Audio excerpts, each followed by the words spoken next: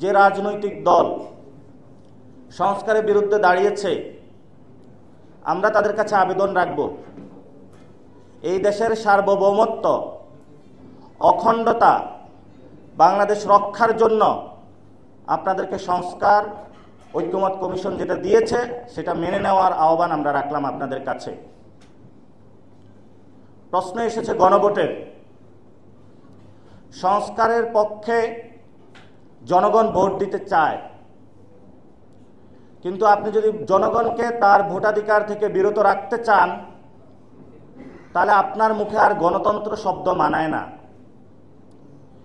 এই জন্য আপনি যখন গণতন্ত্র বলবেন, অবশ্যই জনগণ যেটা চায়, জনগণ ভোটাধিকার প্রয়োগ করতে চায়, সেটা তো অবশ্যই আপনার সম্মতি জ্ঞাপন করতে হবে।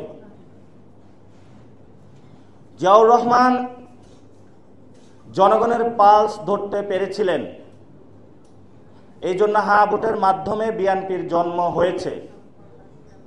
খালেদা জিয়া জনগণের পালস ধরতে পেরেছিলেন, এই জন্য বাংলাদেশে অন্যতম বড় দল হিসেবে বিএনপি আবিষ্কৃত হয়েছে।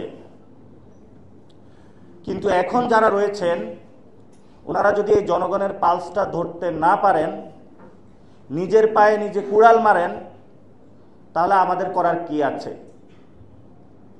এই জন্য নিজেদের ইগো না দেখিয়ে, বাংলাদেশের মানুষের বিরুদ্ধে না দাঁড়িয়ে আমরা তাদেরকে আহ্বান জানাবো, আপনারা সংস্কারের পক্ষে আসুন। সংস্কার প্রক্রিয়া কিভাবে বাস্তবায়ন করা যায় সেই ক্ষেত্রে আপনারা নিজেদের ভূমিকা পালন করুন।